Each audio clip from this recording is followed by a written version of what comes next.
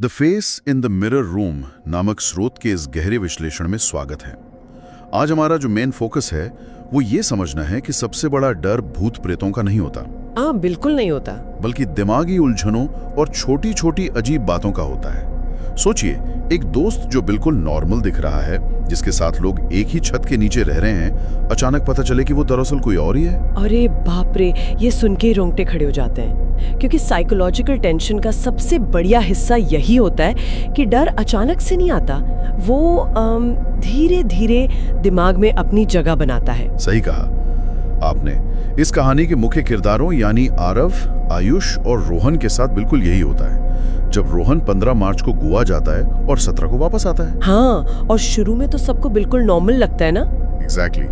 पर धीरे धीरे अजीब तब्दीलियां नजर आती हैं। जैसे जो रोहन ब्लैक कॉफी में हमेशा 2 चम्मच चीनी लेता था, अब वो 1 लेने लगा है। नया कलोन लगाता है और उसको अचानक मूवीज में इंटरेस्ट ही नहीं रहा।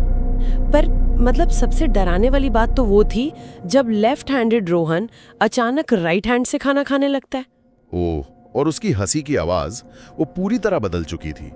ये ना बिल्कुल वैसा है जैसे किसी ने किसी की फेवरेट डिश में किसी एक मसाले का स्वाद थोड़ा सा बदल दिया हो। सही एग्जाम्पल दिया। शुरू में समझ नहीं आता, पर अंदर से लगता है कि कुछ बहुत गलत है। तो क्या इस डर के पीछे का विज्ञान वही अनकैनी वैली इफेक्ट है जिसके बारे में हम पढ़ते हैं? बिल्कुल वही है। देखिए, अनकैनी वैली कोई नया कॉन्सेप्ट तो है नहीं, ये हमारे दिमाग का एक पुराना सर्वाइवल मैकेनिज्म है। अच्छा। हाँ, इंसान का दिमाग हजारों सालों से अनोमलीज यानी अजीब चीजों को पहचानने के लिए प्रोग्राम किया गया है, ताकि हम बीमारियों या खतरों से बच सकें। राइट। तो जब कोई चीज लगभग इंसान जैसी लगती है पर पूरी तरह नहीं, तो दिमाग तुरंत खतरे का अलार्म बजा देता है। और थ्रिलर्स में टेंशन तब पीक पर होती है जब एक सेफ स्पेस या सेफ पर्सन ऐसे बिहेव करे। यानी जब अपना ही घर और अपना ही दोस्त अनजान बन जाए। यहाँ डर किसी आवाज या झटके से नहीं आ रहा, बल्कि दिमाग के उस प्राइमल वार्निंग सिस्टम से आ रहा है। एग्जैक्टली। और ये अलार्म तब पूरी तरह बज उठता है जब असली रोहन का गोवा से मैसेज आता है कि वो तो वही है। वो पार्ट तो सबसे ज्यादा झटके वाला था। मैं जब पढ़ रही थी तो सच में डर गई थी। हाँ, यहाँ से कहानी में एक अलग ही लेवल का डर शुरू होता है। अब उन दोस्तों को पता चल चुका है कि उनके फ्लैट में जो घूम रहा है वो कोई बहरूपिया या एंटिटी है। और सबसे अजीब बात तो ये है कि उन्हें उस एंटिटी के सामने बिल्कुल नॉर्मल होने का नाटक करना पड़ता है ताकि उसे शक ना हो। वही तो।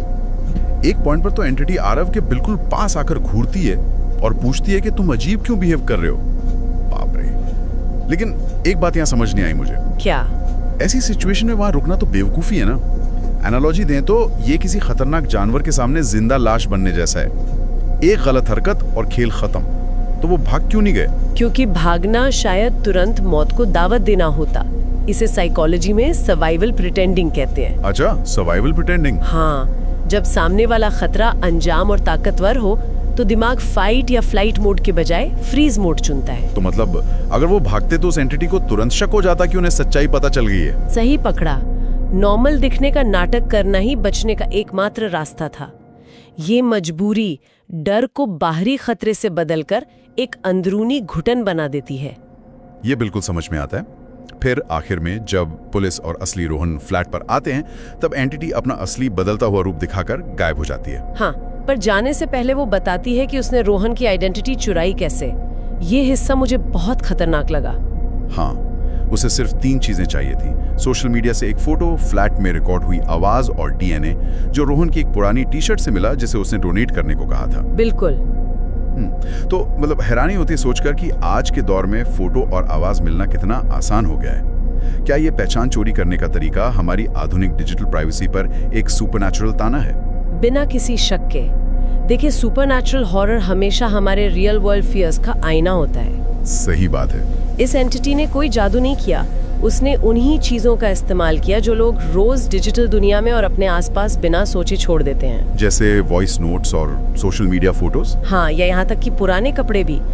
ये कहानी इस बात को उजागर करती है कि आज के वक्त में आइडेंटिटी कितनी नाजुक है। असली डर भूत का नहीं बल्कि आइडेंटिटी लॉस का है। ये चर्चा इस बात को पूरी तरह साबित करती है कि एक बेहतरीन थ्रिलर सिर्फ खून खराबा नहीं बल्कि दिमाग पर असर करने वाला खौफ होता है। बिल्कुल। पर कहानी के आखिर में एंटिटी ने एक ऐसी बात कही जो सच में टेंशन बढ़ा देती है। ओह हाँ, उसने माना कि वो अभी सिर्फ प्रैक्टिस कर रही थी। हाँ, और उसने धमकी दी कि अब वो किसी इजियर टारगेट की तलाश में जाएगी। तो सोचने वाली बात ये रह जाती है सभी के लिए, अगर आसपास किसी अजीज का अचानक स्वभाव बदल जाए, उनकी आदतें थोड़ी अजीब हो जाएं, हाँ, जिसे लोग अक्सर स्ट्रेस या वर्क प्रेशर समझकर छोड़ देते हैं, तो क्या वाकई ये तय किया जा सकता है कि वो वही इंसान है, या कहीं ऐसा तो नहीं कि वो एंटिटी अपने इजियर टारगेट पर सफल हो चुकी है?